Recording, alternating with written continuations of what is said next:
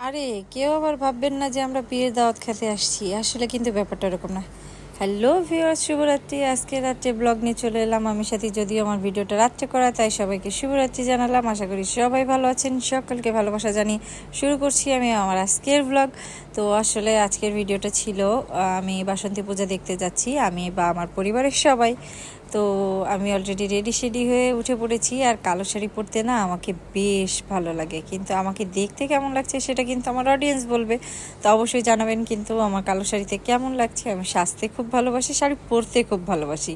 আমার কিন্তু শাড়ি পরতে খুব ভালো লাগে। আর এইদিকে আমার ছোট ছেলে তার মামুনির হাত ধরে বসে আছে, যেহেতু সে অটোর এক পাশে বসেছে, আর আমরা অটোতে করে যাচ্ছি। যেখানে বাসন্তী পূজাটা হচ্ছে সেখানে কিন্তু অটোতে করেই যেতে হয়, মানে বাসা থেকে বেশ একটু দূরে।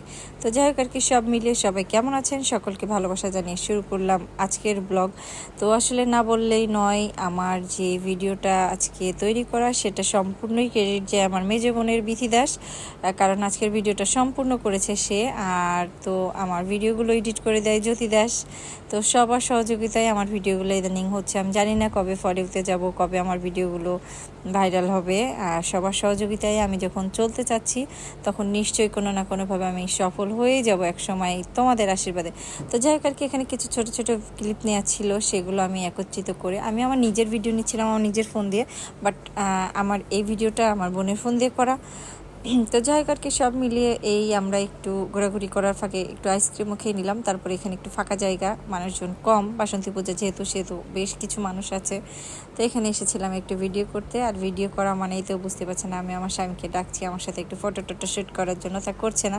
তো এখানে আমি একটা ফটোর জন্য পোজ নিয়েছিলাম, সেটা আমার ভিডিও হয়ে গেছে। তো যাই হোক, সেটাকেও বাদ দিলাম না, ওটাকেও এটার ভিতরে দিয়ে দিলাম। তো যাই হোক আর কি, ঘুরে ঘুরে কিছু কথা বলছিলাম যেগুলো দিয়ে ভিডিওটা তৈরি করা। তো যাই হোক আর কি, সে কথাগুলো আপনারা নাই শুনতে পাইলেন। তো আমি একটু ঘোরাঘুরি করছিলাম, আর এখানে আমাকে দিলকুচ ভাজা কিনে দিয়েছিল, সেটাও খাচ্ছিলাম। আর এই যে আমার বড় রাজপুত্র, সে তো খুব কমই ক্যামেরার সামনে আসে, তাকে নিয়ে আসতে হলে একটু চুরি করে ভিডিও করতে হয়। আর এই যে ছোটোটা, সব সময় সে উল্টা আমাকে ভিডিও শেখায়, মম কীভাবে ভিডিও তৈরি করতে হবে। তো আসলে এই যে যেভাবে আমাকে শিখিয়ে দেয়, আমিও ওর সাথে ঠিক সেইভাবে ভিডিওটা করি। তো ওর সাথে ভিডিও করতে আমার অনেক ভালো লাগে। আসলে কি বলবো, ছেলেটা আমার এত মানে এত পাকা, সেটা মানে বলার মতো না। অনেক অনেক অনেক কিউট ও, অনেক ওর কাজকামগুলো আমার অনেক ভালো লাগে। ওর সাথে আসলে ভিডিও করতেও ভালো লাগে। তো যাই হোক আর কি, সব কিছু মিলিয়ে মোটামুটি আজকের সময়টা অনেক সুন্দর কাটিয়েছি। আর কালো শাড়িতে আমাকে কেমন লাগছে অবশ্যই সকলে জানাবেন। আর সকলকে বাসন্তী পূজার শুভেচ্ছা। আমি চেষ্টা করেছি আপনাদের সামনে আমার ভিডিওটা আর খুব একটা সুন্দর মুহূর্ত কাটিয়ে আমরা অলরেডি বাসার সামনে চলে এসেছি। এই দেখুন আমরা পৌঁছে গেছি। আর প্রত্যেকটা সময় দেখবেন ডগিটা কিন্তু আমাদের অপেক্ষায় থাকে। তো আমরা বাসায় চলে